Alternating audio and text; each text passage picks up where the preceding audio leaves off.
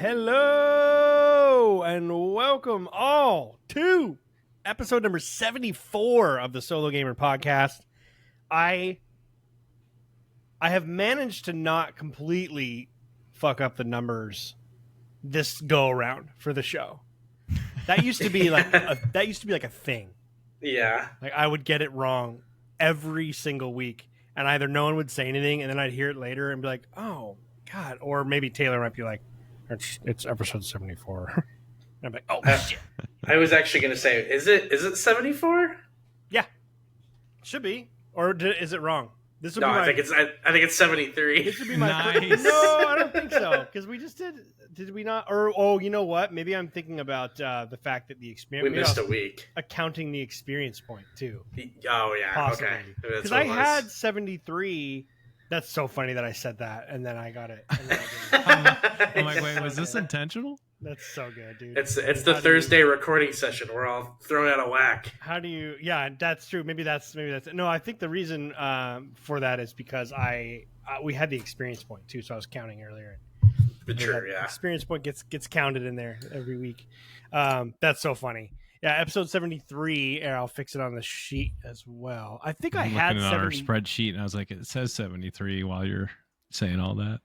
Oh, mine says 74 on it. Because it said 73 when I logged in, and then I deleted it and put it in. So maybe it was already updated. So I looked at our feed. Updated I think twice. our feed was at 72. That was just too. It's just too perfect. I mean, I couldn't. Happy Halloween, guys! I couldn't have planned that if I wanted to. Happy Halloween, everybody! We had a couple good ideas for our topic today, being one day before Halloween. How do you guys feel about Halloween? Are you both big Halloween people? Taylor, we'll start with you. Like, what are you a Halloween guy?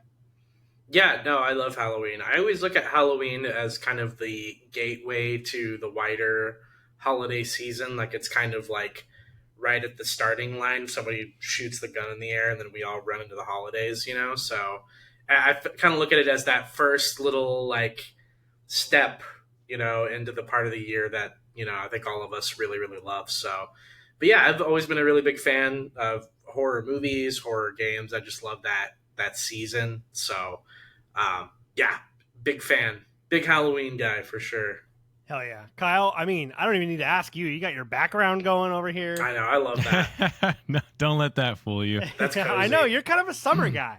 I haven't worn a costume in I don't know how many years. Yeah, but it's a good time. I mean, if there's a really, you know, fun event or party or something that's going on, I think that's a good time for Halloween. But I'm with you, Taylor. I think it's kind of like the Thanksgiving pregame to me. Oh, for sure. It's kind of like the holiday that really kind of signals the start of fall and all of those vibes. So yeah, I mean, and plus, you know, candy doesn't hurt. So right. God, and especially sure. Oh man, there's so many different rabbit holes within rabbit holes here that we could go down to that I want to go down. I don't give a shit. I know you guys are here for video game talk, but sorry, you're gonna get some of this first. The Reese's peanut butter cup talk from last time. I almost forgot. I almost forgot. Reese's Pieces. I have some Reese's. I have a little like mini Reese's, you know.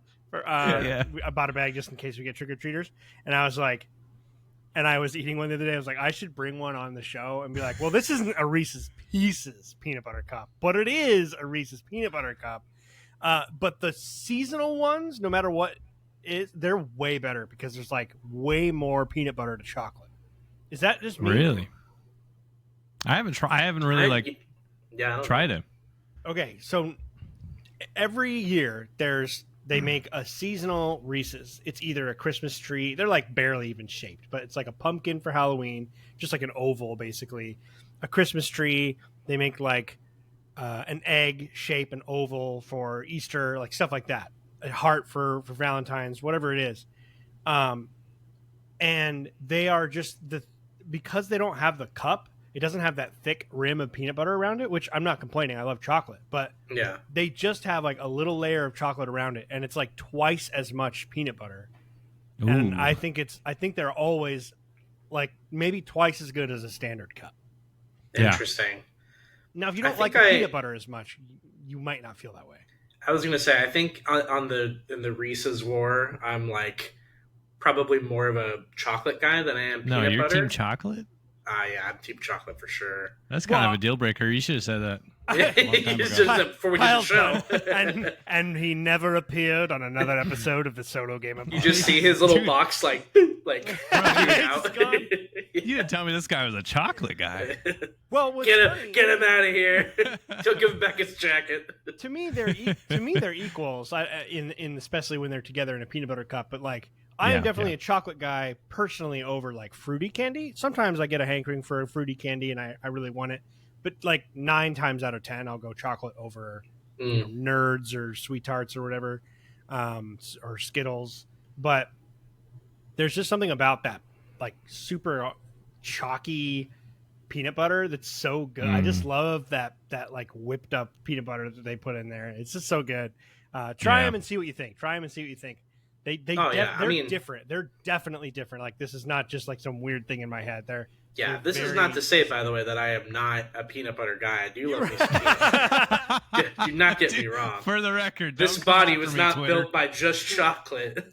Let me tell you. This is like a political debate, and Taylor's like, actually, can I just respond to that, please? Can I have a moderator, please? You've had your 2 minutes. You're like, Taylor, 20 seconds.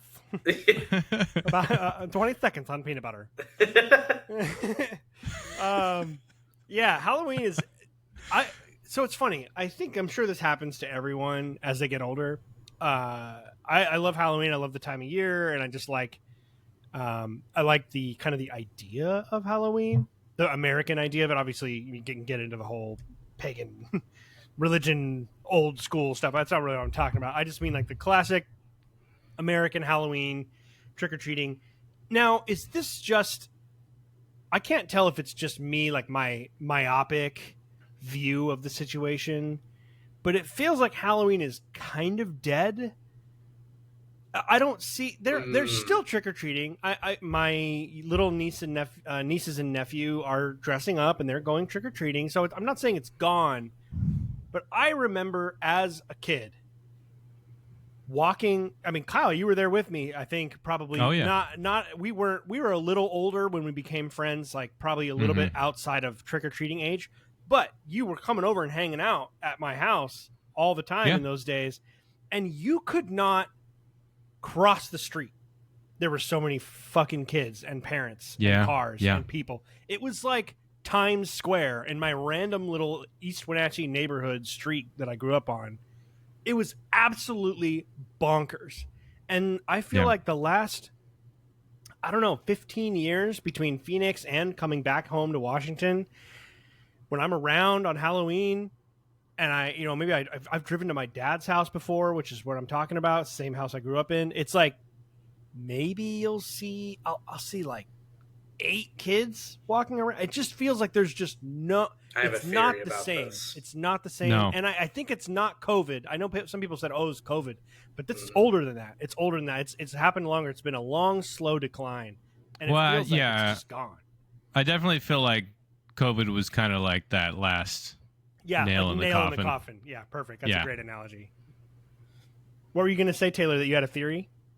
Yeah, I had a theory about this because I feel like without fail, every year I talk to somebody about this phenomenon at least once. So this has been like something like I think about at least once a year. But similar to you guys, or more specifically you, Ian, like I remember like Halloween when I was a kid, and I'm 31 now, so it's been some time, but like Halloween was completely different from how it is now from when I was a kid. And there's also a part of me that thinks like maybe I'm just like not in the right neighborhoods, or like I don't know like where it's truly, going off or whatever. But I know at least from my experience, we used to have kind of a tradition in my family on Halloween where I would go to my parents' house and we would make like chili and cornbread and stuff. Like that was like kind of like our Halloween meal, was just like we would make chili and bring a bunch of stuff over and like have a big meal.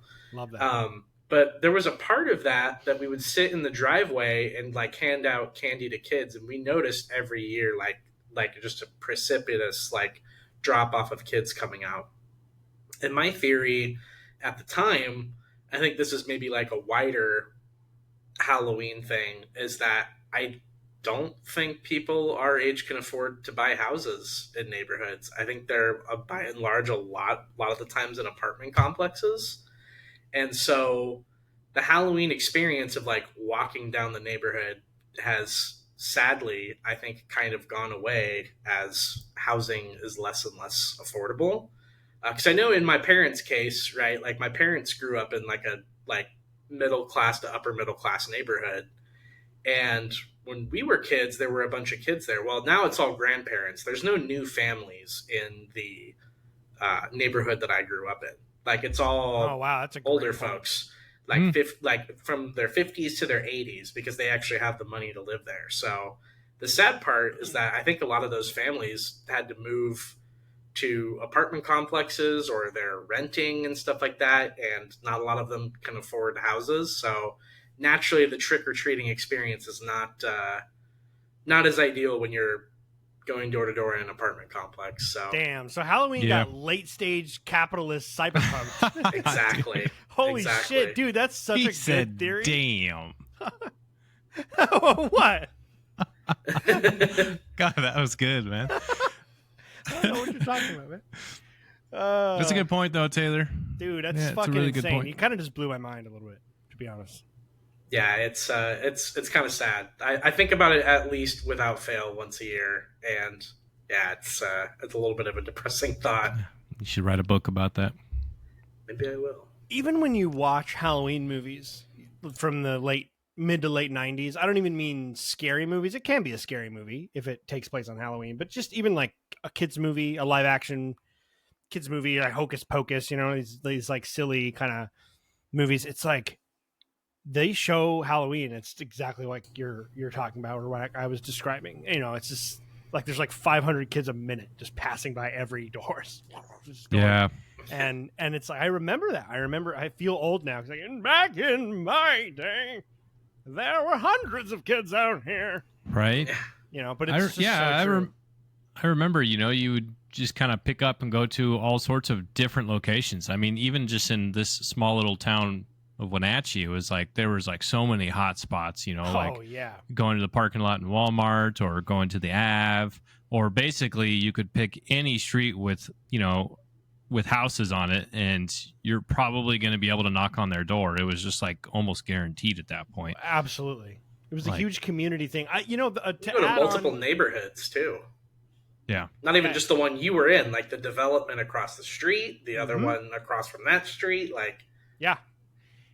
To add to your theory, actually, now that we're going down that road of like kind of the economic changes and stuff like that, I feel like our whole society is also way less communal. We're very online. We're very social media. We're very kind of like shut in a little bit, and we don't really like people knocking on our doors. I feel like we become more private. I mean, I'm like that in a lot of ways. I'm not antisocial, but I also, there's not a whole lot of door-to-door salesmen anymore either, right? There's kind of a leave me alone feeling. We don't trust each other as much. Everyone, not everyone, but a lot of people are shoving their political crap out in front of their house, and it's, you just maybe you don't agree with that, so you don't go to that house. There's just more division and more like lack of just. There's definitely less of like meeting your neighbors too. Like I remember at one point in time there was a thing where if you moved into a new place, like you went, across the street, said hi to your neighbors, like introduced yourself, went to the person on the left and right side of you. So like, shared contact information. If you ever see anything crazy, like let me know, like type thing. That doesn't seem like that happens as much anymore. Yeah, like as a kid, if I forgot my house key or whatever, I would go over to my neighbors and they'd let me come in and I'd hang out there and I'd eat there and stuff. Like you just wouldn't even think about that nowadays. Yeah. So it's probably a combination of all those things, but it's sad. Like I feel like that's such a unique, because Thanksgiving on the holidays, Thanksgiving's my favorite holiday. I know it's Kyle's as well. And then obviously Christmas and New Year's, they're all very much about being at home with your family, spending time, having a meal, exchanging gifts, all those different kinds of things. They're more internal, and Halloween was kind of this cool, let's just go out, and see everyone in our neighborhood and just kind of and see everyone. I don't know. So it's just it's sad that it's different. But I also feel on top of that, we threw, Taylor, I don't know if you remember this, we threw some pretty big Halloween parties in Phoenix with all of our friends. The last time I remember seeing a number of to kind of go to your theory again, was that I think it was like it would have been 2016 or 2017 Halloween when I dressed up as Kylo Ren. Mm-hmm. And it was like a really good costume. I kind of put some money on it back when I thought that the rest of the movies were going to be really good. How naive we were. That was just after episode 7 where I was like, well, I'm a little disappointed that they kind of copied the story, but I really like a lot of the story beats they set up to be completed later, and I can't wait. Dude, Disney was like, wait till you see this. Hold my beer. Like, hold my beer. We don't know what's happening. We haven't planned it out yet, and we won't follow up on any of those plot threads. I don't think that's a good idea to plan it out, honestly. No. Let's be subversive. No, but I was super excited about it at the time, and I was all dressed up, and the kid, like, there were quite a few kids. We got a lot of trick-or-treaters because I was out in the driveway, fully decked out, and all the kids would come up, and they were like, oh, what? And, and I got all these people, and they'd come up, and I got a couple Jedi that wanted to take their pictures with, fighting me and stuff. It was super cool. That was like my last kind of, but I feel like the parties, sorry, I got off my truck, even like the Halloween parties with hanging out with your friends and people, everyone dressing up, and like, I don't, that doesn't really happen anymore either. Like, we weren't invited, but we have enough. We don't have a ton of really close friends that we hang out with all the time. It's pretty much just Kyle and Alicia and I. Yeah, it's our own little nuclear family unit. We just text each other. Are we doing something today? Or? It's like the three of us and our dogs, But but we have plenty of work friends and just sort of like people we used to go to high school with that we're in contact with every now and then. We might meet up at a bar or whatever, so once a month or a couple times a month, something like that. But nothing. I mean, we don't hear anything. There's no invitations, so I don't know. It's just an interesting evolution. And now, I don't know, we're just gonna watch a scary movie, and I'm just gonna keep playing Alien and eat candy. Oh yeah. And then take whatever candy I have left, we'll take to work on Monday so that I don't eat the rest of it by myself. There you go. This is definitely what I got to do. Yeah. So if you can't tell, we're kind of theming it out today, and then of course we'll just be diving in for the rest of the year into all kinds of fun stuff and get off kind of the horror topic. This is only our second horror topic, and we are hopefully next week we'll be able to do the experience point. We'll see. I have a hard time. I've only played it once, so I don't really remember how much further I have. I know you're done, right, Taylor? You finished Alien? Yeah. Okay. Yeah, I finished a couple days ago. Kyle, you're still playing it. Yeah, last time I streamed it was last Saturday. Mm-hmm. And then I think I did Friday night or Thursday or something like that. So I got a good 4 hours in last week and cruising along. I think I'm well over halfway done. Yeah. I'm at the part with the killer when the androids go mega killer. Oh, okay. Like, yeah. I think that's like the last third. Yeah, there's like no alien around for a little while, basically. Yeah. And then that's all I'll say, just to keep it. Basically, there's just I don't have an alien around at the moment. So I think. Well, that sounds nice. You still have the OG alien. I'm still heavy xenomorph right now. Dude, yeah. Well, it really escalates up to that first sort of like not pitched battle, but it's kind of this game's version of a battle where you have to get to that airlock and stuff, and then it's a little while and there's some changes. So it gets really interesting. It just keeps kind of mounting up toward the end. But yeah, I think we're both getting pretty close. So maybe we'll do it next week, but we don't want to rush it. So Kyle's picking next. I feel like this makes sense. We're just going to go in an order, and I like that idea because it allows us all to pick, which is nice to get a little bit of control of that. It also lets us not necessarily have to play like a series all in a row and get potentially burnt out. Mm-hmm. But if you're into it, unless we decide we want to do that, so we can kind of just really vary it up, and we'll change it up. I might need to I want to jump into some games. I actually have during the what we've been playing. I have a question for you guys. I'm going to take a poll. I need your advice. Okay. Advices. So let's jump into that. Let's jump into what we've been playing. Taylor, let's start with you. I see here Tainted Grail: The Fall of Avalon. I want to ask you about this. But yeah, dive into it, man. What made you get into this game, and what do you think so far? And tell us a little bit about the game as well. Yeah, so this game's been on my list for a little while. I think it came out earlier this year, but I saw a Mr. Matty Plays review on it, or I think I might have heard him talk about it on Defining Duke at some point. And it just sounded really interesting. It's basically like kind of I don't want to say like a double A, like Bethesda kind of Elder Scrolls style game, but that's kind of what it is. Like, it doesn't feel exactly like it has like the AAA Elder Scrolls budget that's behind most of those games. It feels a little more like controlled and a little bit more kind of focused, if that makes sense. Like, it's almost kind of sort of what I expected Avowed to kind of be. A little bit more along those lines. It's a really, really interesting story. It's like, I think I might have talked about it a little bit on our last episode, or maybe I said it in the chat or something, but it's kind of like a dark fantasy like version of like Arthur, like King Arthur and the Knights of the Holy Grail or whatever it is. Oh, cool. But it's like in an alternate universe where things are a little bit more like fucked up, and it's darker, and how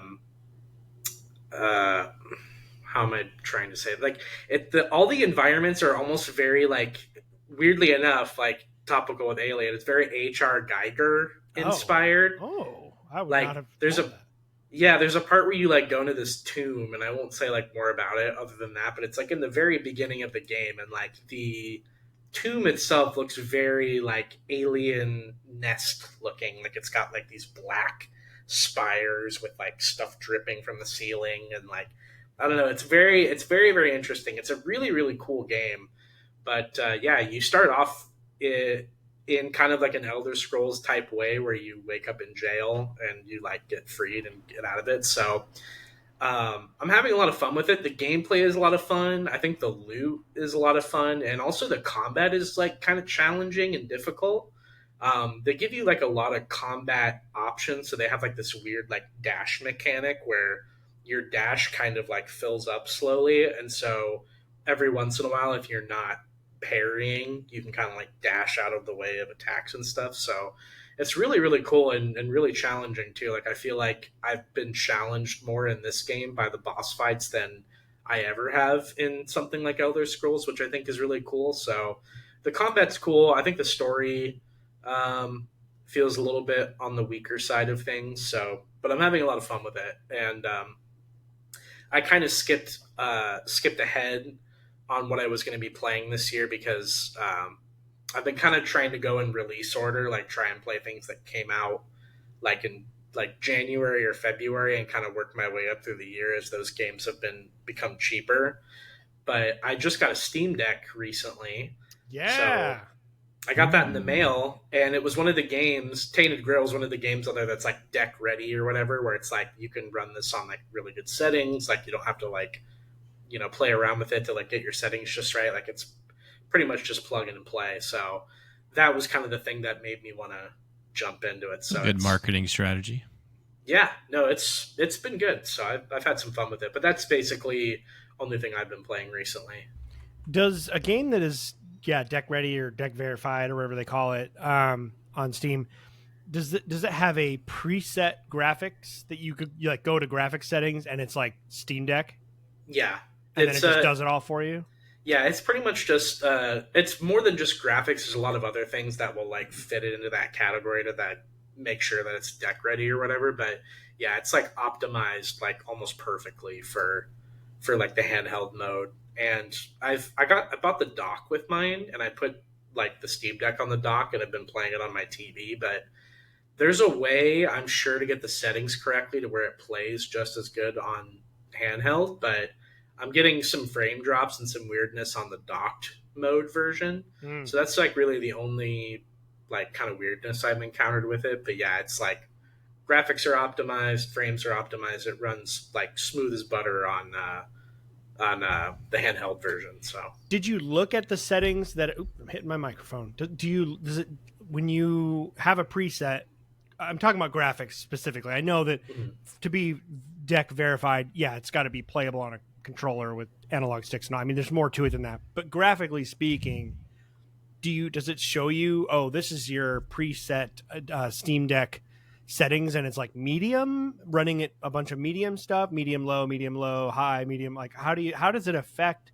What are you playing the game at, and how does it compare to like if you're playing it on a PS5 or a Series X or something like that? Yeah, so you can play it on high graphics settings, and I think that like on the deck ready version, they already come put out on the high graphics settings. So because you're basically playing it as like the best possible settings for like the Steam Deck. Yeah. The only thing I've seen that is the downside to that, and you can tweak this as well to like go to medium, and I have mine set to medium because it affects the battery life. Oh, I'm sure. Yeah, that makes sense. I got just the standard like $400 like LCD model, so I didn't get the OLED one that comes with like the more storage. I just got like the base one. But yeah, if you're playing consistently on the high settings, it'll run it, and it'll run it at 60 frames. But it'll significantly affect your battery life. Like I think mine is like mine says like you can get most games between like 2 to 8 hours of battery life, and I think like running Tainted Grail on like the highest settings at 60 frames, I think will probably get me like 4 hours of gameplay. So it's been good, but I've been wanting to play for longer on the handheld side of things, so I've just switched it to medium. Yeah, it makes sense. I was just curious. I've been thinking about the Steam Deck stuff. I'll get into that in a little bit. Kyle, let's get to you, man. What have you been playing this week? Obviously, Alien. That's on my list too. Yeah. What's been on your docket this week? Yeah, I mean, obviously Alien, but quite a bit of Total War, Warhammer 3. Especially, we've been having some technical difficulties at work, so I've been like, sweet, I'm just gonna play some Total War in the background because our phones are off right now. So hopefully my boss is not listening. But yeah, like I said, there's quite a few mods that are out there that add a lot of different, roster units and different effects to the map, and kind of just how you play campaign-wise, that have been really fun to play with. I also haven't played with the Nurgle faction before, which has been a lot of fun. They have a pretty unique... What's up? I'll tell you in a minute. Sorry, I was laughing at myself, and you'll appreciate why later. But keep going about Nurgle.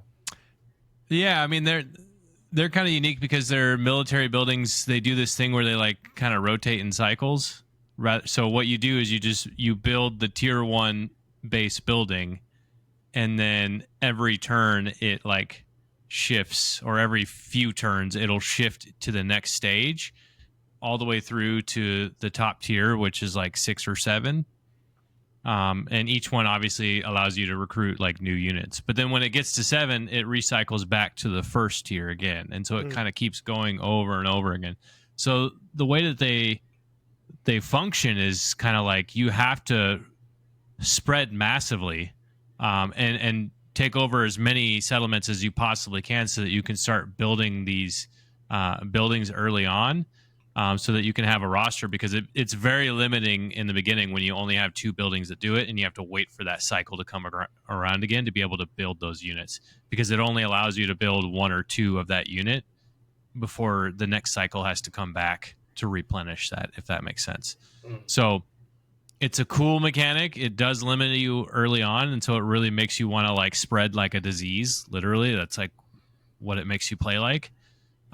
So it's kind of fun. It's a little bit different. It's been a good time. So that's mostly what I've been playing, is just kind of in the background at work. But obviously Alien Isolation has been a pretty good experience as well. Which, if you guys watch the stream at all, I have. You've seen what's going on. I missed the last one. I was sad. I was at a Halloween party actually, but Yeah, how's funny. it been? There you go. Yeah, there was a few jump scares there. Yeah. Do you feel like you're slowly like building up the tolerance for it, like as you've been playing, or? Yeah, because with the xenomorph, it definitely you can recognize patterns. Mm-hmm. So I'm not. Once I started realizing, like, oh, okay, once I hear where it is, if it's on ground or in the vents, that really changes things. Mm-hmm. You can kind of like get away with cutting corners when it should be seeing you sometimes, which so things like that where I'm starting to learn its behaviors now, and so now as I'm getting further along, especially once I find a save point, if I find a save point, I'm running it down. Yeah. Because I want to figure out, that's the best way to like get through that, is to just kind of like figure out, basically how the map plays out and how the xenomorph is going to want to react to you, and just kind of basically figuring out wherever the xenomorph is in that situation is really what I'm looking for. So as soon as I hit a save point, I'm just trying to find a way to die to basically right off the bat. That's how I play it. I'm like, it's the only way I'm able to conquer the fear is if I just accept death. Yeah. Oh, for sure. And just get in there. So much during that game. It was crazy. But it's been that's been good. I don't want to get into it too much, but it's been good. I know it's hard not to, because we've all been playing it for a while. Yeah. But yeah, we'll definitely dive into it. I was laughing earlier when you were talking about Nurgle, because I was just laughing at myself because the last time I played Warhammer, I tried playing as Nurgle. And it was definitely cool. But sometimes in Warhammer, I don't know what it is, but it's like I'll play as some of the bad guys and I'll have a good time, but like when I'm just like killing human civilizations like the Empire, I'm just like slaughter them all. I don't care. With Nurgle, like you're fighting lizard men, and I just feel so bad. I was like, we're like in this beautiful jungle, and I'm just this disgusting, like plagued, gross army, and like these poor fucking lizard men are out here just like trying to save their homes. I'm just like, hacking up a lung. I'm just annihilating. I'm like just shooting vomit at them and stuff. I'm just like, oh, I'm so sorry, you guys. Oh like, my gosh, this is so gross. Like, I don't like these guys. I kind of want to kill Nurgle. Actually, I never make it very far. It's like a weird thing. It's like Mass Effect, man. Every time I try to do an evil playthrough, or not evil, but a renegade playthrough or whatever, I'm just like, I'm sorry, man. Yeah. I actually don't really like this. This makes me feel uncomfortable. I feel like the most, for me in Total War, the most fun I had actually with one of the campaigns I did, and I think the only one I actually like successfully beat, I think, was the Khorne one. Oh yeah, Khorne's crazy. Yeah, so fun. But instead of a slow, painful, agonizing death due to disease with Khorne, you're just like chopping dudes in half, So yeah, a lot more fun. Khorne and some of the other, really fast moving, aggressive campaigns can be pretty fun. I tend to, as an old head, I appreciate those, how they're different. I tend to like more of the civilizations because I like to plan out where I'm going to go and build up and build the cities and get better units. I kind of like the linear progress of sort of an empire building part of it. And that's usually what I end up gravitating towards. It's like high elves and Bretonnia and all these guys, and the vampires. If I want to do something, or they build the same way, kind of old school Total War. Yeah, I get what you're saying. But the really fast ones are fun in the beginning, but I usually kind of just start rolling there halfway through, and it's like, okay, well. Oh yeah, I mean, especially when you're playing like Khorne or Beastmen. I mean, you can get rolling and basically complete a campaign in like 50 turns. Yeah, like there's nobody that's going to stop you because you just get so far ahead so early on. Whereas, because the play style is just like, I see a target that isn't me, I'm killing it. Yeah. It doesn't matter. Yeah, there's no political intrigue. There's nothing. I'm just killing everything in the way, and I'm stronger than it. And that's just kind of how you play it. And you want to continue to go to war basically the whole time. But like, yeah, I agree with you. And it's a different play style, and I do enjoy that side of it, where you're the good side, because you have to be a little bit more strategical about how you're, going to war with people, the alliances you're building, and stuff like that. You have to be kind of a little bit more aware of all the smaller things. Yeah, it's definitely.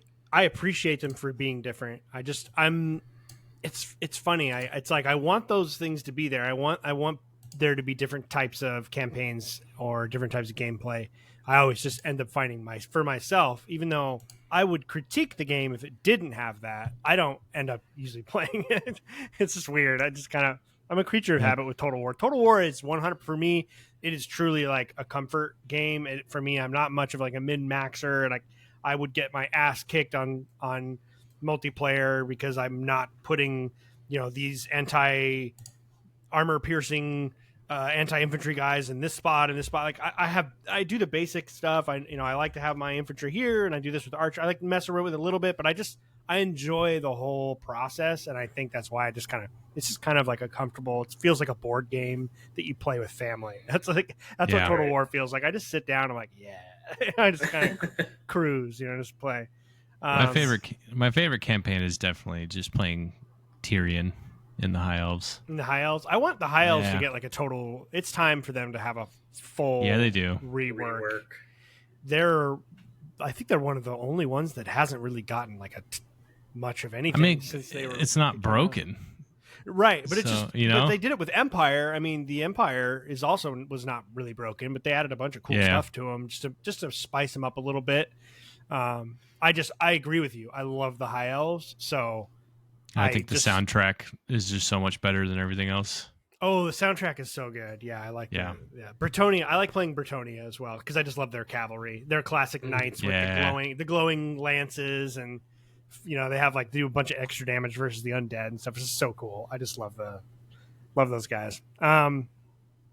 Okay, so before we dive into our topic here, I'm looking for some advice from you guys, and people who are listening can chime in too in chat and Discord or whatever, or write in or whatever.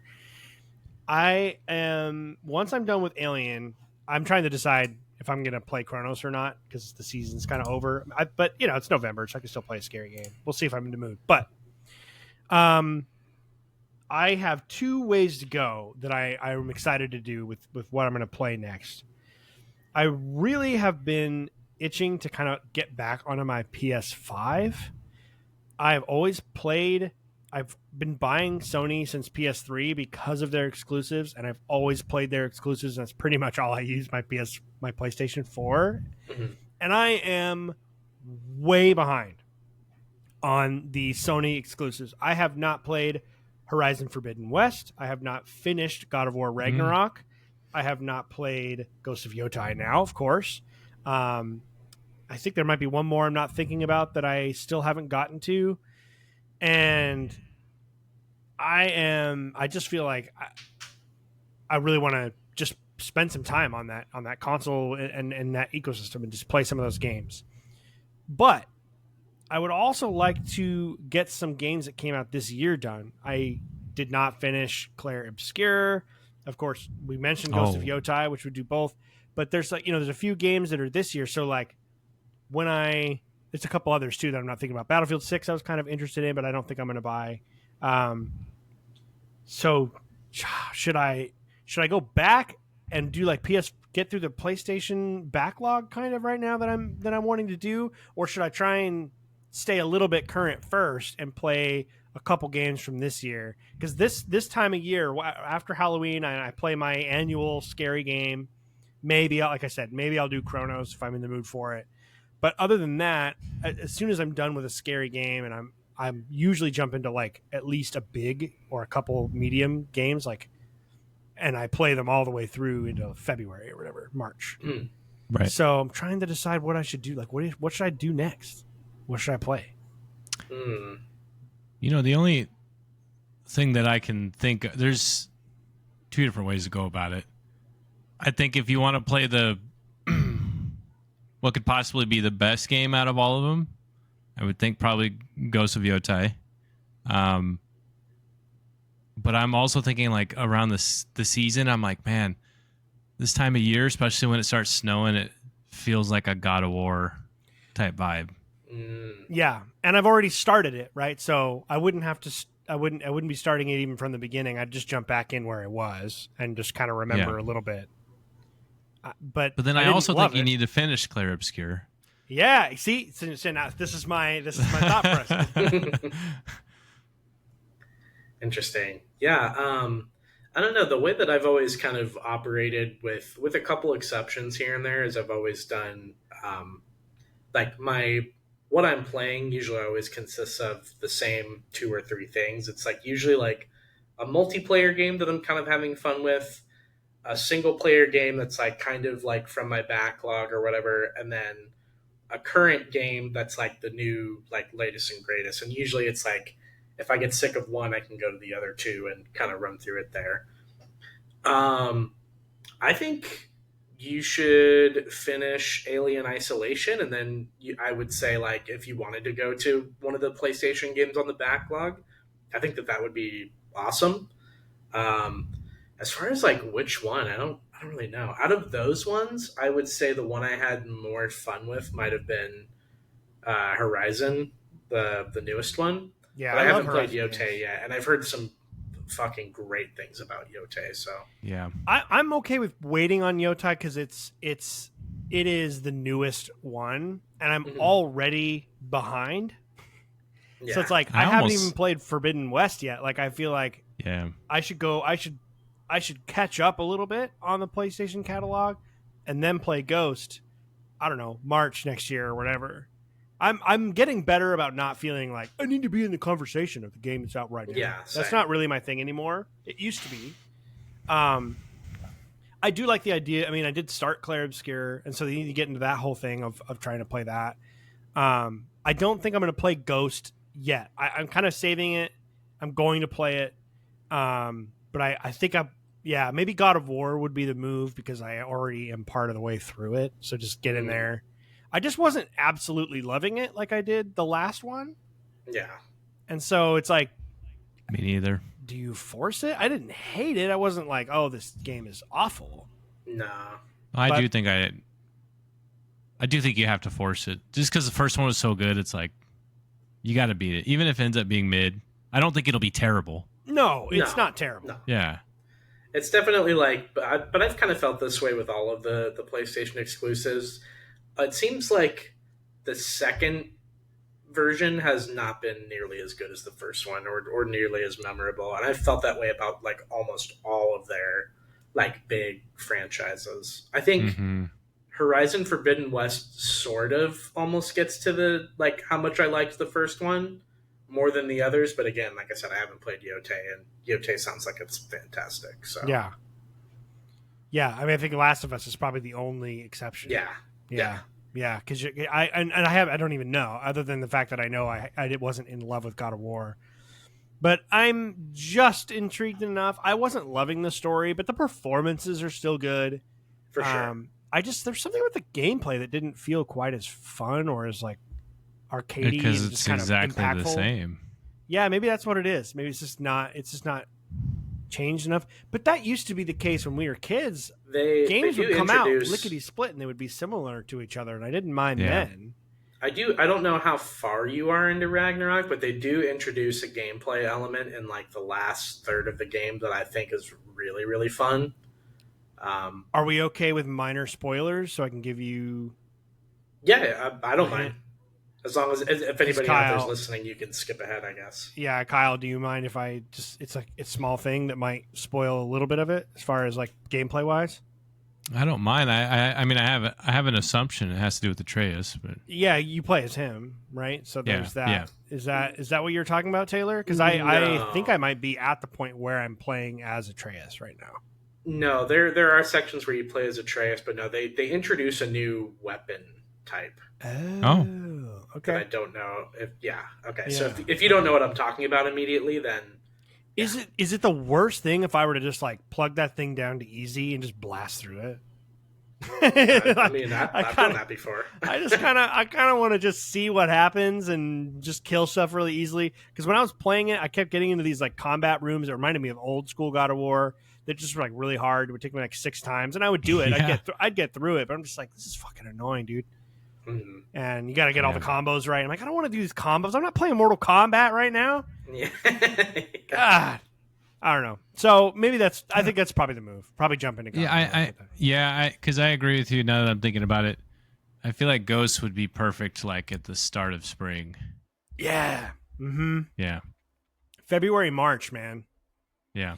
And for me, work is incredibly slow at that time. So not that I play while I work, but I only work from home once a week anyways. And I can't really get away with playing games when I work, but I have more energy. There's just more time. I'm not working extra hours. I'm not working after hours all the time. I'm not working all the weekend like I do in summertime. So maybe that's I think that's probably what I'll try and do then too. But so many games, man. So many games. Okay, let's jump into our topic. We have a ton of write-ins today. Yeah. And so I figured I just want to start with one of those. I'm going to start with one of our longer ones. Miles wrote in.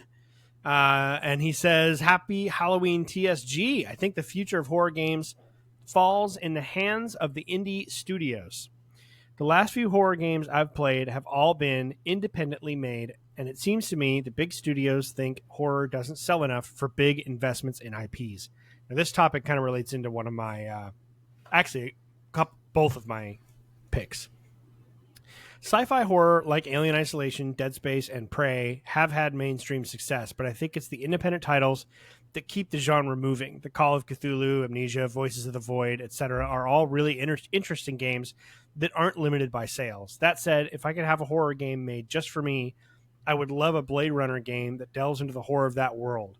Cyberpunk 2077 already explored some horrific aspects, looking at you, Phantom Liberty, but the world of Blade Runner could make a great noir horror game. There's room for paranoia, the brutalism of the inhuman future, and a generally dark atmosphere that would make exploring futuristic Los Angeles really tense in the right ways. Never knowing who to trust, what calls to make, and wondering whether the person next to you is a replicant or not would be really, really cool. Miles, I have a game for you, and I will tell you about it after this. Maybe not horror. That's I just did air quotes for those listening, but definitely unnerving and scary. Also slightly related, I'm interested to see what the Halo CE remake will do with the Flood. Curious to hear what you all think of Campaign Evolved. Take care. So that was Miles. Miles, we will talk about Campaign Evolved. We were actually discussing a topic for a different week that was kind of cool and exciting. So that will be heavily discussed within the next couple of weeks. So make sure to just stay tuned. We definitely will jump into that. So I just wanted to read Miles' write-in as kind of the intro to the topic. We're talking about what we would like to see down the line in the future of horror games. There's sort of a comfy zone of horror games. The third-person Resident Evil, Dead Space inspired survival horror, which is definitely one of my favorite genres. But there's all kinds of ways you can go, and there's so many different dev teams out there that make all kinds of different styles of horror games or thrillers or whatnot. And to his point, it is difficult for the big devs to make these games. They don't really sell tens of millions of copies. They sell 5 and under, unless they're maybe Resident Evil. I feel like is probably one of the few franchises that sells a lot of copies. I don't know what the remakes have sold. That would be interesting to look up. But before, I want to jump to you guys and hear what some of the thoughts you had are, and we'll get the rest of the write-ins as well. But Miles, have you ever heard of a game called Observer? And it might even be Bloober Team, actually. I think it is. Is Observer Bloober Team? Yeah, it is by Bloober Team. Yeah, Bloober Team did it. So Bloober, the makers of Chronos and Silent Hill 2 Remake and some other ones, they made a cyberpunk horror game. And you are a detective, which known as an observer, and you hack into people's minds as like a method of interrogation, and I have not played it. It's one of my oldest backlog games. I started it once and I got kind of stuck and it just didn't. But I want to go back and play it because it's exactly what you're asking for, Miles. Yeah. So check out Observer. Looks really cool. It's kind of like a quote unquote walking sim. So I don't think there's a ton of combat, but it's just like a super heavy story, very unnerving, creepy cyberpunk horror game. So definitely, I would recommend checking Looks that out. Really cool. Yeah, and that one's been on my list too.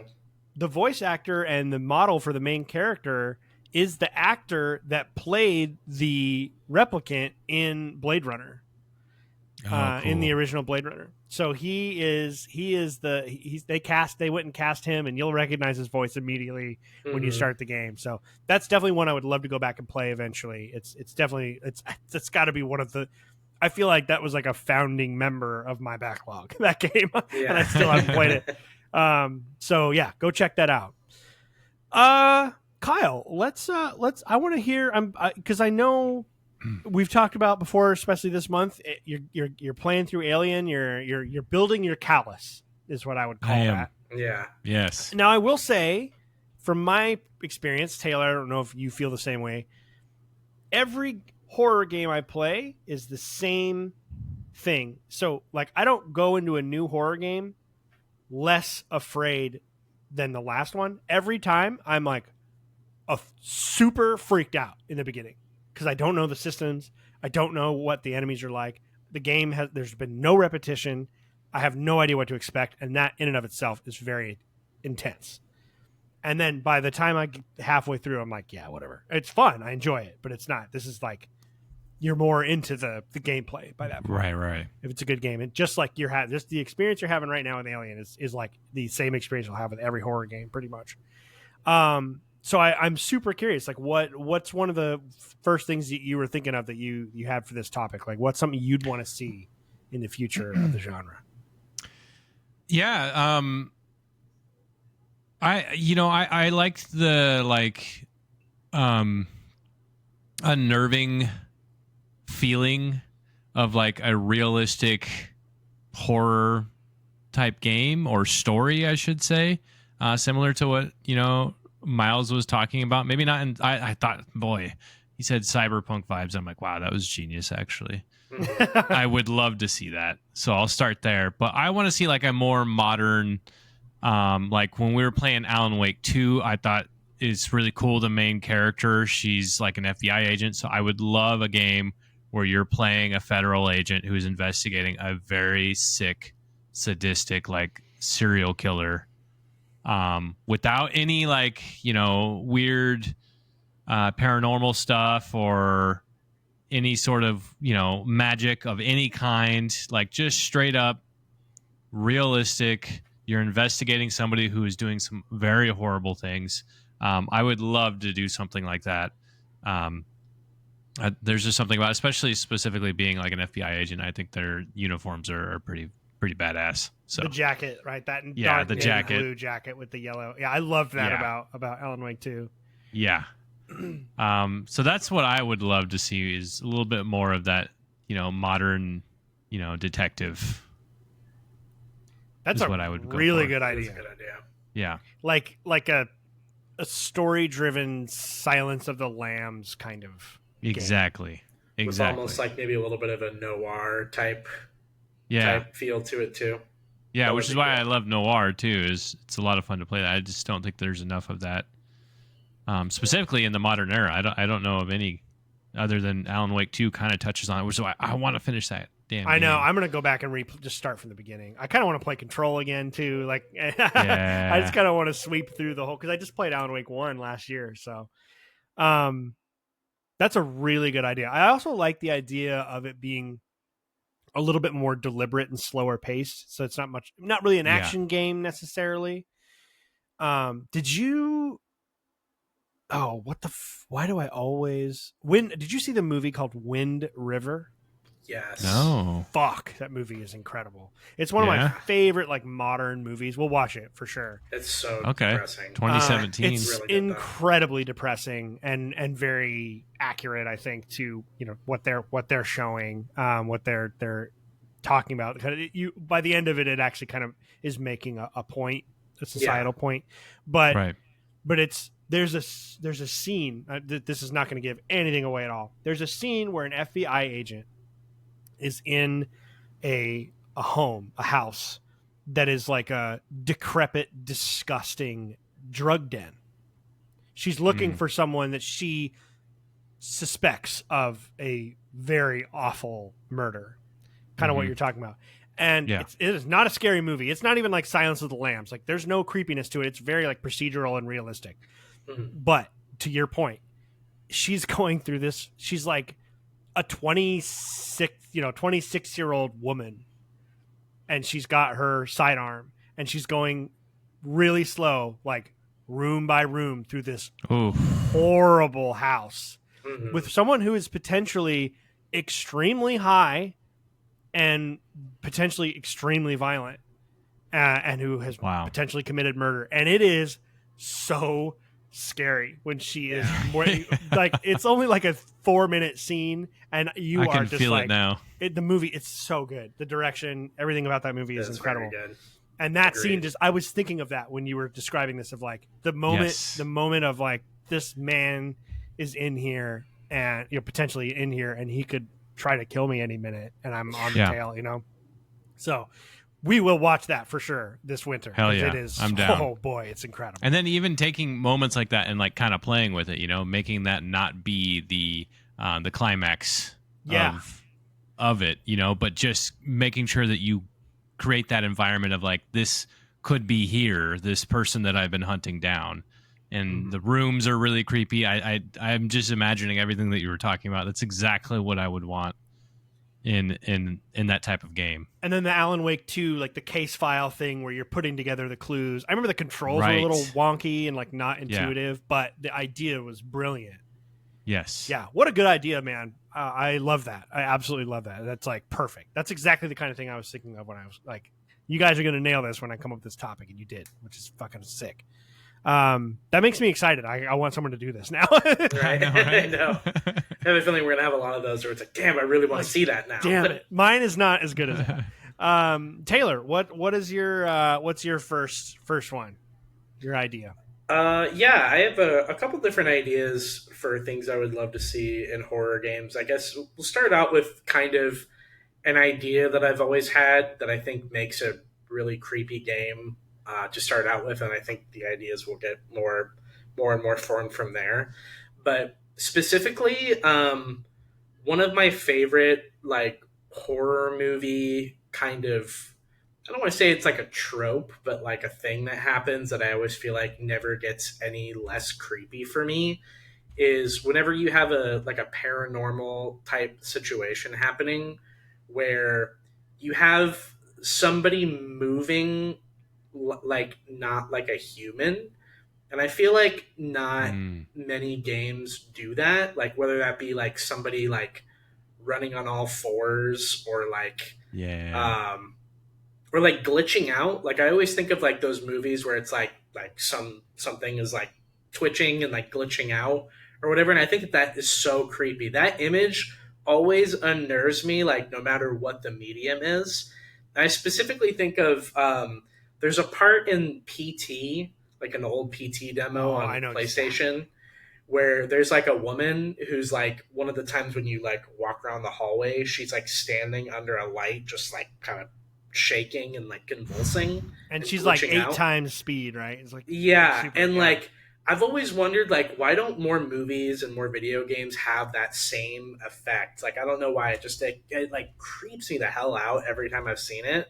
So I don't know. I just would love to see that. It's kind of a simple, weird thought that I had, but like, I don't know. I always wish that more games or movies would utilize that effect, because I just think it's so creepy. That makes me think of the really creepy like grandma scene in the second It movie.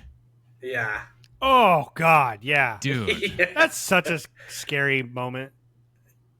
where you just take like a normal setting, but then you see these like weird hints of like, well, that wasn't a normal movement. Right. That was really weird. Yeah. Yeah. Good, really good, like visual storytelling of it's these little hints that you may or may not pick up. It's kind of uncanny valley, I guess. One of the other examples I was thinking of from the previous one of like just a human not really walking around like one that I think is creepy is I remember there's a boss that you fight in the original Manhunt game where you're going up against a serial killer who like has this like pig mask on and he's like naked and he's like you're fighting him like in like a crazy like abandoned house or whatever and he's like running on all fours after you and I just think that is so fucking scary. Like why don't more things do that? I don't know why. I always thought that was really creepy. So I'll turn that shit off. Rockstar was on some weird shit in the mid 2000s, man. Yeah. Whoever's responsible for that, just like, that's crazy. Just like in the middle of Grand Theft Auto 3 and 4, they're like, let's make Manhunt and Bully. Like, what? Such a strange. That was back when these dev teams could just really have fun and do something. Yeah. I love that. I like Taylor, I like the idea that so like between the both of your examples, Kyle had sort of like a theme or the idea of a like a motif of what the game would be about and function as and like what's happening. And you're thinking kind of this visual, like make this visual detail something that's really primary to the horror of a game. What I thought of when you described that, Taylor, Chapter 9 of Dead Space. The marine the military ship that's actually coming on the way Kendra calls in where they get attacked by the necromorphs and then like they have the stasis suits on their military armor or whatever and somehow it does the opposite and they're like 3.5 times the speed or whatever and they're all twitchy and they go up through the hallway and you're trying they're so scary. It's scary. Exactly what you're talking about is that weird. Yeah, I don't know. I just find twitchy, fast things really scary. There's something about it. Maybe it's got to be like some prehistoric, like, I don't know, weird fear that we've had since like the caveman days or something, you know? Yeah, absolutely. It's just like hardwired in you. Especially when you see them in one spot and then they disappear and then they appear in another spot and you're like, all right, this is getting really bad because I can't keep track of this. It's like losing track of that spider you've been trying to kill, you know? Oh, yeah. Oh, man. Yeah. It's worse that you can't see it. Did Alicia tell you about the mason jar? I think she did, right? Yeah, she did. That's so funny. I can't do spider. It's funny. Today, Alicia came in from taking the dogs out, and she had this weird little beetle thing on her, like the back of her pants. You know, just like it was like that big. It's nothing. You know, it's about the size of a quarter. And it wasn't like a thick ass beetle. You know those crazy fucking beetles in Arizona that come out. What are those called? Paloma or Palo? Some kind of Palo Verde. Oh my god. Those things come. They only come out for a little bit of time, and then they go back under the trees and live underground forever. They're huge, and you can hear them coming. They're horrifying. Nothing like that. It's a tiny little spindly bug, and I was like, "Oh, you got a bug on you!" And I just grabbed a paper towel and I just kind of picked it up and put it outside. It didn't even bother me. But if that thing was a spider at the same size, I'd be like, you need to, there's a spider. Like I lose my, it's like a true phobia. It's irrational, right? It doesn't make sense. So the other day I came downstairs and I was going to bed and there was a decently sized spider. I try not to kill them because it's like my fear is not their fault and they're killing flies and shit. Like they're a part of the world. I don't try to kill them. But it was too big for me to handle. I could not pick that thing up. There's no way. Little ones I can do, but he was kind of a thick guy, kind of hairy. Ugh, too much. I grabbed a mason jar and even this took a Herculean effort. And I just came up behind that bitch and I was like, oh, and I just got him with the mason jar. And it was right in the middle of the kitchen. I was like, all right, I'm going to let Alicia take care of that. You're going to hang out right there for a couple hours. And I went to bed. And she got up in the morning. He was like, "What's this mason jar?" I was like, "Oh, there's a spider in here." Ian must have been too scared to take care of it. And she got it. We have a deal though. It's a ripoff for her. The deal is she takes care of spiders. If there's ever a snake, I'll handle it. Okay. Yeah. All the snakes that are around my house. You know? Although that really sucks for when the snake does appear, man. I'm sorry. Well, the thing is, like, if it's a rattler or whatever, yeah, I'm not going to be grabbing a rattler snake, but I can deal with like a little gardener snake or something. She's just as afraid of snakes as I am spiders, so it could be the tiniest little cute gardener snake, and she would just be like gone. And I understand that fear completely. I can take care of a gardener snake, no big deal. Okay, so here's my first one. Actually, let's read another write-in, and then we'll get to that. I'm gonna read Cream Lord's write-in, not because it necessarily ties in with what I have to say, but it's something that we could have that we don't necessarily anymore. All right, so his is, I would like a return to first-person shooter action/horror. Think BioShock, Fear, Doom 3, later Quake. I think even earlier Quake was. It's like Unreal Tournament or whatever, but like early Quake was scary when I was a kid, and even Half-Life. He said Half-Life as well. You could throw Left 4 Dead in there too. Games that are high octane shooters, but also scary at times. Maybe not all the time, but they have those moments. It felt like it was a popular genre between the late 90s to the late 2000s, but it just feels all gone now. Yeah, I all of those, I totally see what he's saying. Like, they're not horror games like Resident Evil or Dead Space where it's like the whole time is kind of scary, but they have these moments. Fear is actually one of the older game franchises that I'm kind of always wanted to try out. I think that they are okay. I've played a couple of them. Yeah, I played 1 and 2 a long time ago, and I wasn't really even a big super fan of them at the time. But also that genre of horror, like first person shooter, is very, very hit or miss for me. I feel like I think just for whatever reason, I don't know what it is, like first person shooter feels less scary to me. I really don't know why. Like, I couldn't tell you why. Like, it doesn't make a whole lot of sense. Like, I think the Resident Evils, because they have like the third person ones and they have the first person ones, I find the third person ones to be more scary, weirdly. And I think that if you're going to do first person horror shooters, I would make them more like the Resident Evil ones, but like some of those ones that he was mentioning, I just don't think are scary enough, I guess.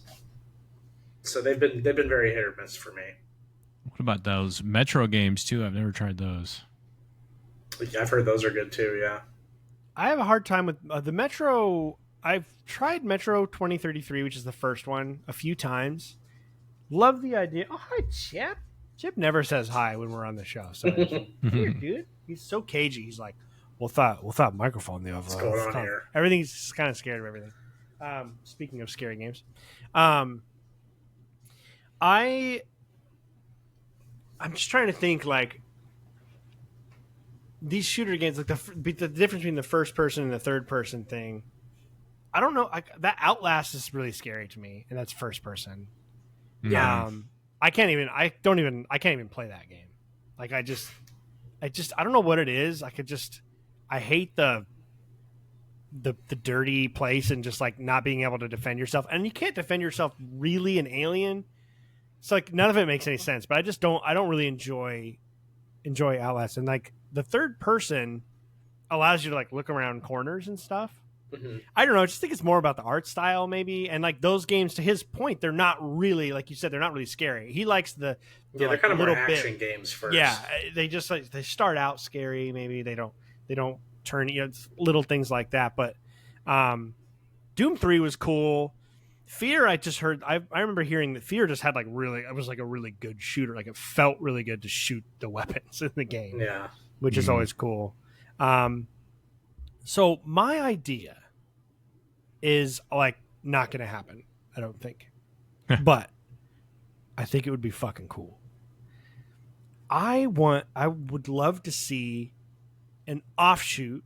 I don't care if CD Projekt makes it or not. It'd be cool if they did.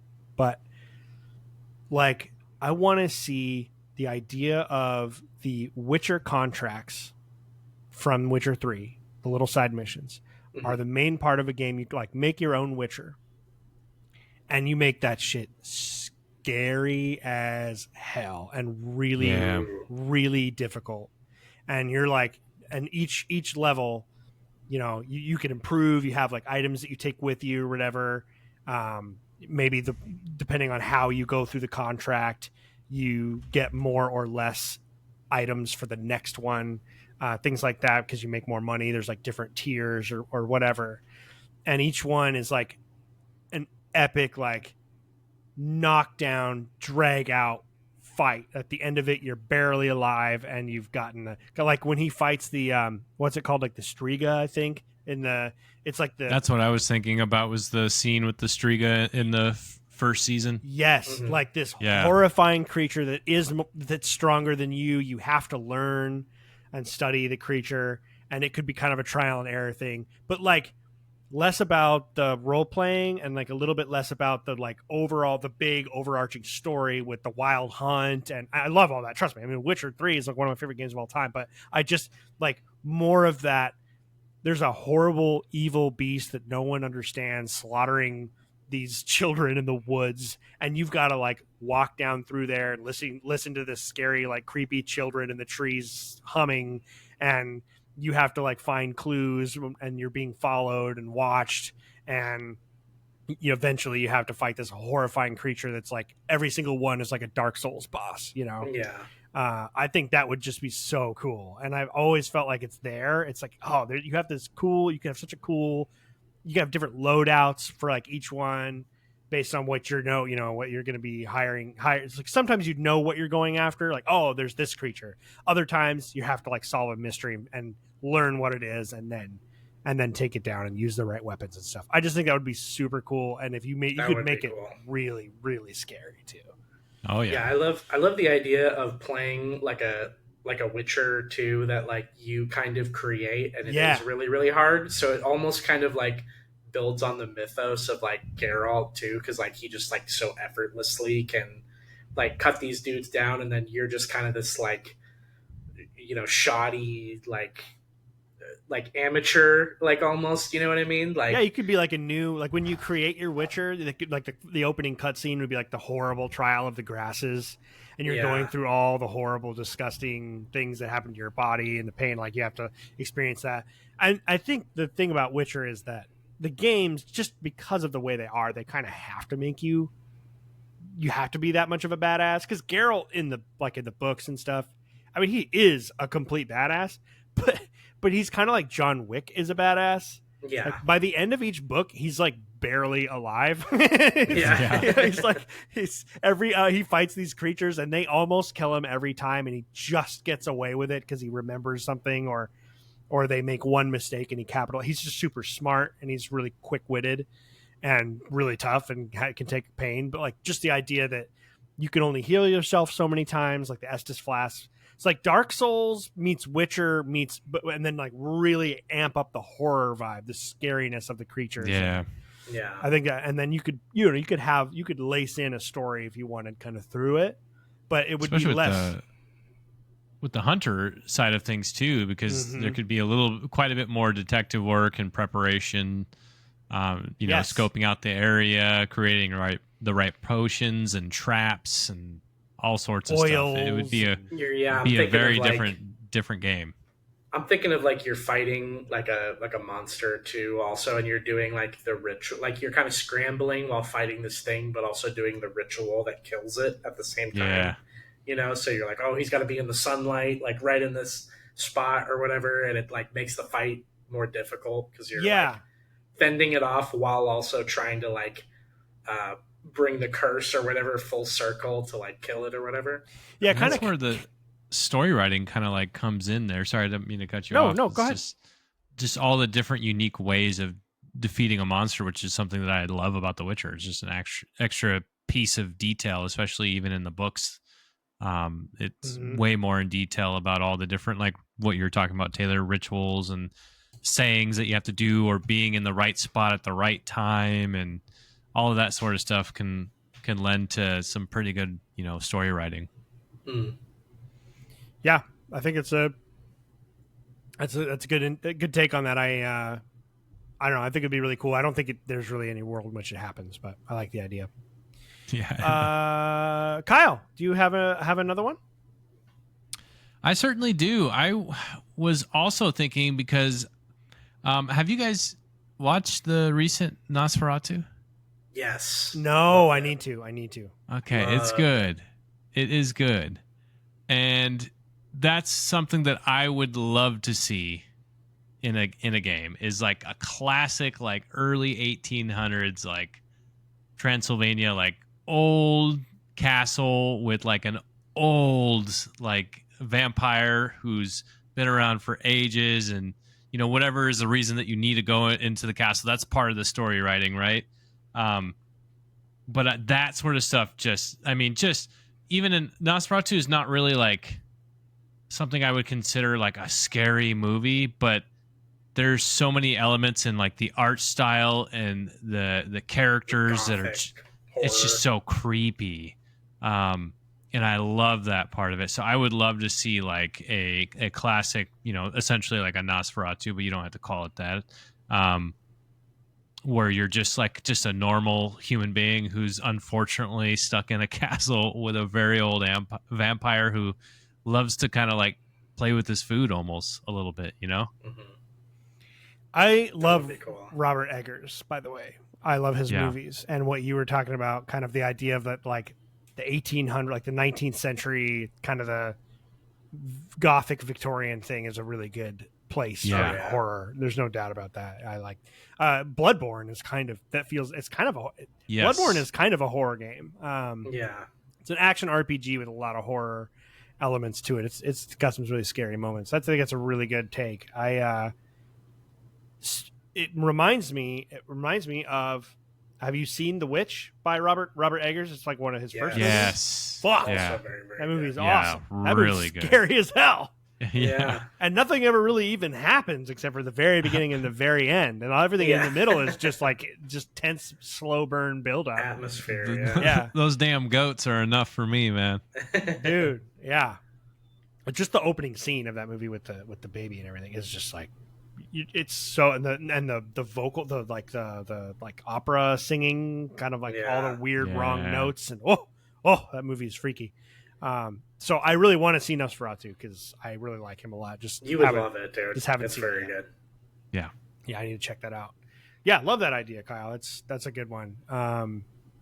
There's so many ideas. I feel like we don't. There might be more of this than we think, because I haven't played to like Miles' point. There's probably a lot of smaller games that have been made that are good that do this stuff because it's more risky and less commercially viable. But I really like the idea of it. So I hope that we see some of that, or maybe I need to look a little harder, and if I find something that sounds like it, we'll have to share and try it out. Let's read our last write-in, and then Taylor will get to you. Craig's Game Room writes in. He says, even though I exclusively watch horror movies, I don't play many horror games. But as of now, my game of the year is By Sweet Carol, a Don Bluth / Disney-inspired horror game that is heavily inspired by the gameplay of Clock Tower on the Super Nintendo and the Super Famicom. Mentioning this as it already has a sequel in the works, and I will be following it closely as I am super excited for it, even though it's many years out. Here's to hoping the indie scene will give us more and more Clock Tower-like games. I'm not super familiar with that, but Taylor, what do you... are you familiar with Clock Tower? Yeah, I'm somewhat familiar with Clock Tower. I think it was like an old like Super Nintendo game, or maybe PS1, I think is what was on it, but... I think I watched a Let's Play of it like a decade ago or something. The artwork is scary. Jeez. Yeah, all I can remember, I don't remember. Maybe I'm thinking of a different. It's PS1 for sure. Okay, yeah. I was gonna say the only thing I remember about it is the main like villain or monster is a guy with like a big pair of scissors. Yes, and he like comes after you with them. So yeah, it is super scary and creepy looking. I think that would be kind of an interesting idea if you like brought that to the modern day, with some like modern day sensibilities. I think it could be pretty cool. Yeah, it'd be very cool. It definitely looks like a PS1 horror game, like tank control kind of a style thing. Just cool. I'm watching it. It's a vibe. I'm watching a GIF of the scissor guy trying to break through a door. Yeah. That's cool. Interesting idea. 1996. That's very cool. Wow. Taylor, what's your next one? Yeah. So my next idea is again kind of a little bit more gameplay focused, but I always thought it would kind of be more interesting if what I would like to see from the future of horror games is a little bit more emphasis on sound. And the game that kind of like comes to mind when I think about that like a game that like truly has sound is kind of like at the forefront is that first Hellblade game. Oh, man.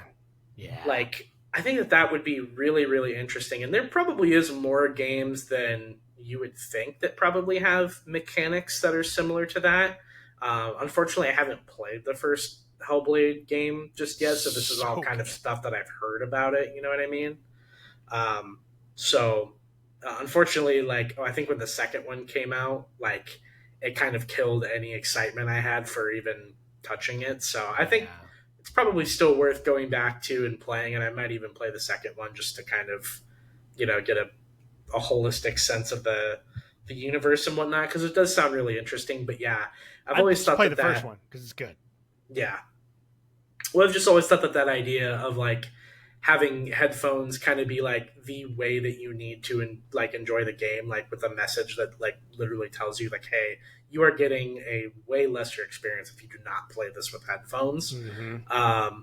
And like hearing voices, like, I don't know, I just think that would be really cool if more games incorporated that same what is that mechanic called with the like audio that like kind of plays around you? I'm like forgetting what that word is. Binaural.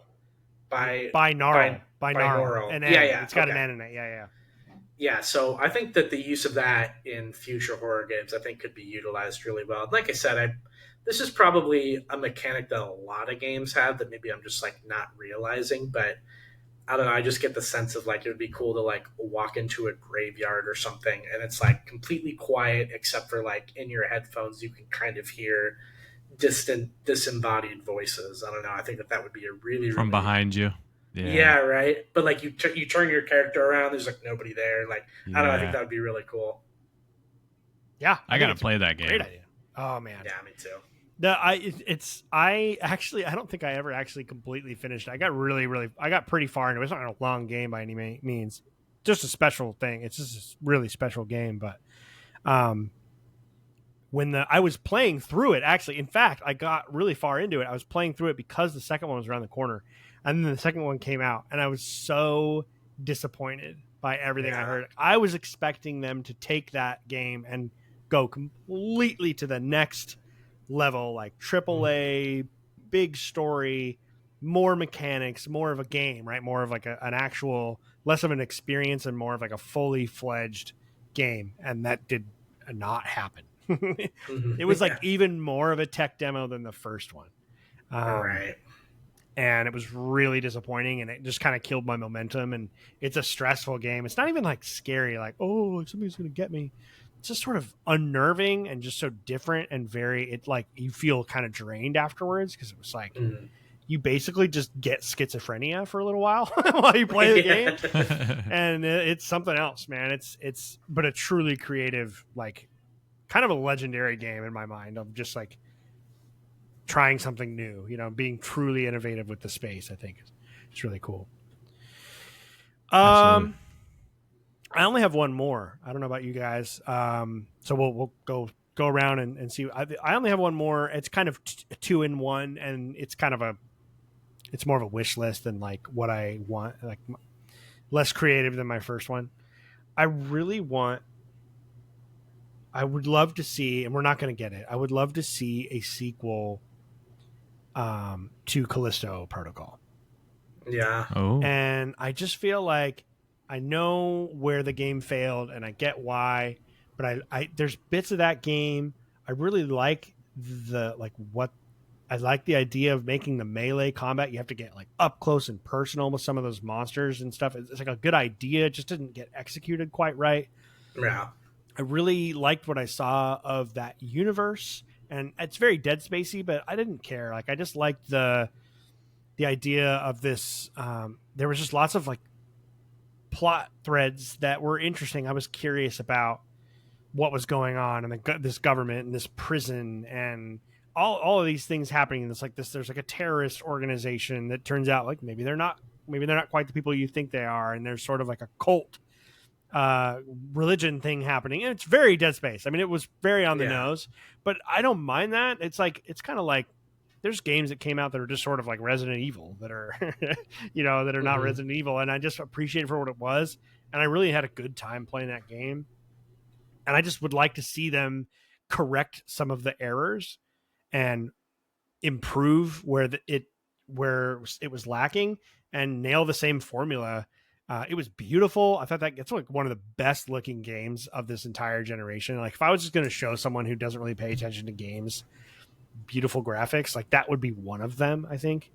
I really like the super high like high fidelity kind of simple gameplay, and just going through that. I thought that game was scary. It had a really good atmosphere and sound design, and just all the different places you went through. And I thought the voice acting was good, and the main character was good. I was invested enough. I would really like to see a sequel. And Glenn Schofield, who is obviously one of the original creators of Dead Space and the kind of one of the creators and director of Callisto Protocol, is now, with all the changes at EA, apparently he is going and trying to source people to make another Dead Space game, which I think is interesting. I just want Dead Space 2 remake to start. That's the other thing I really want. We got the Resident Evil 2 and 3 and 4 remakes, and they were so good. And the Dead Space remake is like one of my favorite games ever. And I wish they would, they only sold a couple million copies or whatever. And it's like, man, Dead Space 2 is also so good. And I have not played it in such a long time. Me too. And I really, really want to play it again. And I'll probably just play the original version. But man, if they could make a remake with all of the little tweaks and improvements that we saw from the Dead Space remake, man, that's like my ultimate dream, and what I want from the future of horror gaming is Dead Space 2 remake and a Callisto Protocol. And I know they're like really similar, but I don't care. I want them both, and I want to play them. So that's it. That's all I have. I just was thinking about that and being sad because I don't think we're going to get a remake of Dead Space 2. Yeah, I was going to bring up, actually, if you had heard about the Glenn Schofield kind of trying to reach out to some folks to see about like a new Dead Space being made. It somewhat gives me hope. We'll see what happens, but it'd be super cool. But I mean, if the changes at EA means they have to make even more money, I don't know why they'd be like, yeah, we'll greenlight a horror game that we weren't already going to greenlight because it didn't sell enough. Doesn't really make any sense.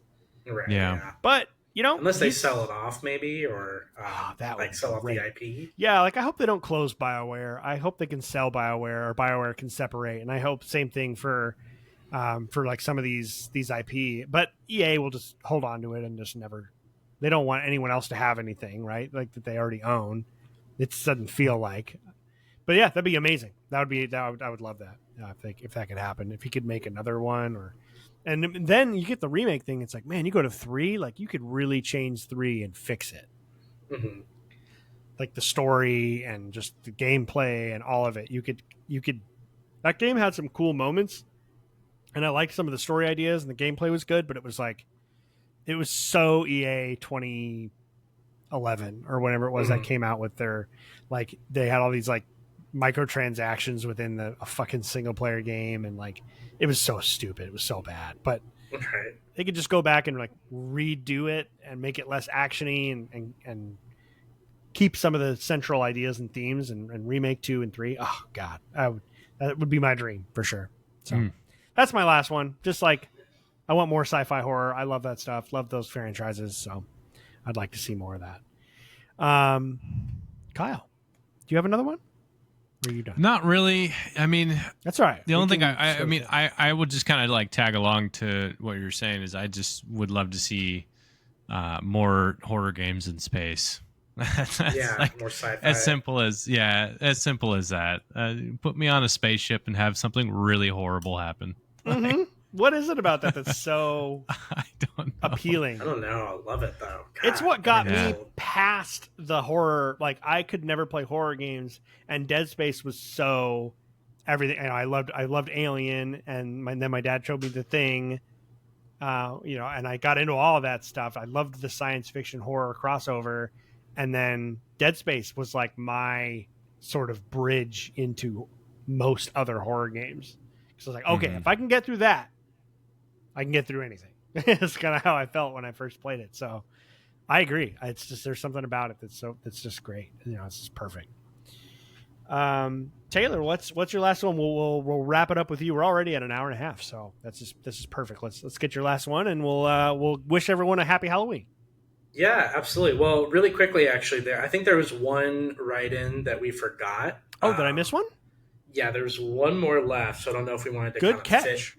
Yeah, please do. Yeah, let's. There. Yeah, was it emailed or was it put in the? It was on our Discord under podcast topic questions. Stealing Souls. Oh shit! Oh, dude, Semenko. Yeah, I didn't even see Semenko's in here. Oh, my bad, dude. I did not even see that. Thank you. Read it. You want me to read it out? Okay. Yeah, you got it. You found it. All right. Oh, you know what? No, I did read it. Holy shit! How did I not get that? Yeah, good. Go ahead. Okay. So, Stealing Souls writes in on our Discord and says, I am not one for horror games typically, but I fell in love with The Quarry. To me, what sucks me into a game is having to make fast-paced choices that have long-term consequence. Choices is what gets my blood pumping for games. It helps me feel invested. Story games where all of the choices are yours, but have to be seriously impactful choices and not just choosing to go left or right on a path. The Quarry is sadly a very short game, in my opinion, and I wish I had a game like that where I could sink 50-plus hours into something before playing it again, just to make different choices. Yeah, I have not played The Quarry. I would recommend, and you probably have played this. If you played The Quarry, the same development team made Until Dawn. Yes, which was a blast and very much like playing through a 80s teen slasher movie with all the different choices and a million different endings. It's kind of like those. It's kind of like Detroit. Those other games, like the story-based games, where Heavy Rain. Oh, so the court. Yeah, okay, I've seen that. So it's almost like a interactive movie in a sense. Yeah, so it's not made by like a Quantic Dream type thing. Yeah, so Quantic Dream made Detroit and Heavy Rain, and then this team, I can't remember the name of the dev team, but they made Until Dawn is their biggest hit ever. I think it actually just got a remaster randomly for PS5. And a TV show, I think. And a TV show or a movie or something. I wanted to check out the Dark Pictures anthology. Play Until Dawn first, because it is like it's sort of the progenitor, if you will, of those. So, Stealing Souls, man. Semenko, I apologize. I did read this, and you're right in between the other two, and I was copying and pasting and putting everything into my sheet, and somehow I didn't get this pasted in there, so I apologize for that. But that's a great write-in. Those are really awesome. Those are very scary games in their own right, just the way they put so much pressure on you in a moment to make a decision, and you have to live with it, and you're moving on. And that's a really unique way to have a horror game. So great choice. I want to play The Quarry. Yeah, on my list. They're making a science fiction one, a sci-fi horror one next. No way. Yeah. Cool. I'll find it while Taylor jump into your final one, and I'll find it while we do that. Yeah, no, I was going to say, just to respond to Stealing Souls too, that The Quarry is definitely on my list. I have not played Until Dawn, so that's kind of a genre. Other than Heavy Rain, that's probably the only game in that genre that I really played. But my girlfriend Anna, one of her favorite games of all time is Detroit Become Human. Yeah, Detroit's awesome. That's been on our list to play for a long time, so I'm excited to get into that genre at some point. But have you played Detroit? Or did you watch? Have you watched her play? Oh, Detroit's freaking cool, man. She has like the Kyle, Quantic you'd love Dream that. collection on PlayStation, and she's been like begging me to play it for like a while, and I was like, I just need to fit it in at the right Dude, like juncture, you know. I never even played Heavy Rain, and I know that might be pretty criminal. Yeah, Heavy I mean, Rain's great. it's not criminal, but it's. I think you would really enjoy that genre. Yeah. Kyle. Yeah, I think you'd have a great time with that. Actually, I would love to watch you stream some of these. Yeah, I'd be down. Cool. But yeah, good write-in. So for my last one, this is probably the first one that I had that was kind of like thinking about like it seems like there's been a lot of like game pitches here, and this is like the one that I thought of that I think would be like a really cool game pitch. But I know oftentimes with role-playing games and horror, like we think of like Bloodborne and stuff like that. Mm-hmm. And I think that those games are great. I definitely love the horror elements, but I would love to see horror RPGs maybe become sort of more of a thing. There's a really scary indie game that came out a couple years ago called Fear and Hunger. I don't know if you guys are familiar with that one. No, I'm not. It's kind of like it's like a horror RPG game, like almost in the style of like an Earthbound or something.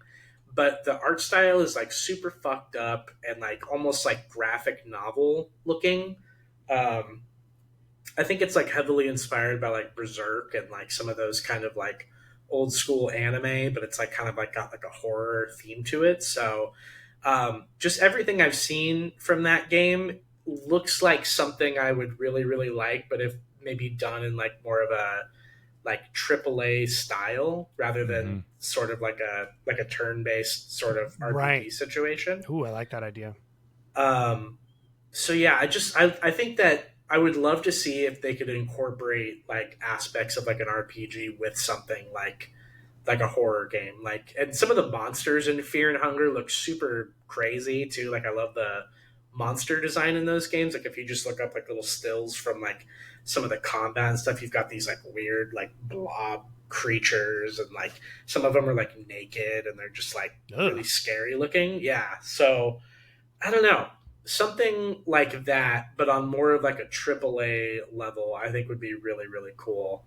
Yeah, I don't know. Horror RPGs, I think that there's a way you can meld those two genres really, really well. It's just smarter people than me need to think about that combination more, and I would love if we could get more games that blend those two things together. So yeah, that would be really cool. It just doesn't happen very often.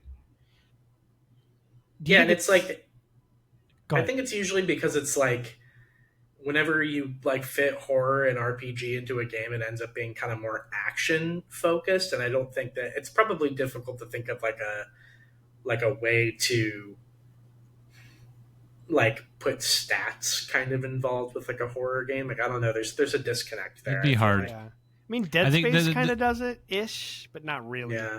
Yeah, I mean, because the only tough part I can think of is just breaking down the math of it all. Is like because the thing about making sure that the horror is still relevant is creating monsters that can very well easily kill you.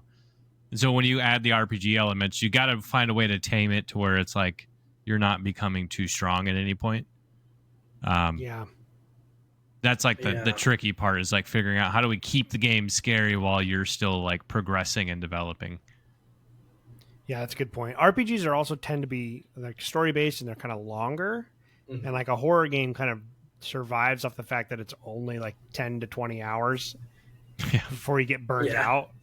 So it can't be that scary. And usually the reason it's not that scary, to your point, is because there's action, right? You're getting better. I mean, Bloodborne is probably as close to what you're just describing. Yeah. Because it's what Kyle just said, where you're always on the verge of death in those games. And everything is very horrifying, but you are improving. You're improving a lot, but it's so dark and bloody and gross. And like, you just don't know what's going on. I love Bloodborne so much. Yeah. I just almost think like maybe you make a horror game, but like the emphasis isn't like a horror RPG, but the emphasis isn't combat. Maybe like the stats are like sneaking. Your sanity, or sneaking ability, or like maybe you're charisma or something to talk yourself out of situations, like some villagers find you or whatever, and they're like gonna burn you at the stake, so you kind of use your speech craft or whatever to like get out of horrible situations. I think that's a good idea. Kind of interesting. Yeah, you can create like you could have like an inventory system with like Molotovs or something that you can throw that light up, and then they all go over that way, right? Right. Yeah. Enemies. Yeah. There's some pretty cool ideas in there. Yeah, I'd love to see that. New game you're talking. I don't know if you said it earlier, but it's Directive 8020. Yeah, I just sent it to you guys, and that's the Supermassive Games is the name of the team that makes Until Dawn and The Quarry and the Dark Pictures Anthology. Directive 8020 is another entry in the Dark Pictures Anthology. It looks pretty cool. I have not played any of those, so except for Until Dawn. So I need to jump into some of them and play them for sure.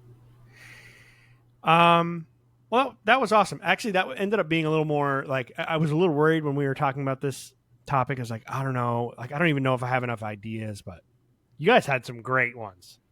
Yeah, great write-ins too. Yeah, the write-ins were awesome. Eric, I'm sorry. Again, I did not mean to miss that. I usually don't miss that. And I think it's kind of funny that you're our first missed write-in. So you can give me some shit for that if you want to, man. Yeah, that was awesome. Maybe we'll have to keep this stuff in our minds and see if any did we just maybe we just made it one of these things happen. We manifested it. Manifest it. Yeah, I hope so. I think if I could pick one, I might have to go with yours, Kyle, because that sounds really cool. It makes me want to play Alan Wake 2 because that's about as close I think we've ever gotten to that. Yeah. Condemned too. We talked about this like a couple weeks ago. Condemned Criminal Origins. Right. You're like an FBI agent and you are chasing a serial killer, but it turns into something else. And it's such an old game. It looks like shit. I decided it's 2005. Yeah, 2005. It was like a launch 360 game. Yeah. Launch 360. Yeah. So, but it was cool, man. You had like a black light and you could like see blood and stuff. And you were like falling and you were taking pictures of crime scenes and stuff. So it's like a little bit of what you're talking about, Yeah. You should watch like a clip of it and see what you think. But yeah, it looks pretty bad nowadays. Well, for all of our wonderful listeners, thank you for sticking around and writing in. A bunch of great write-ins, a huge response this week, so we really, really, really appreciate that. Yeah. Keep on the lookout. We have a couple ideas for what we want to do. We have a couple topics we've been discussing, so we'll get those out to you earlier so you have some more time to write in because we love that.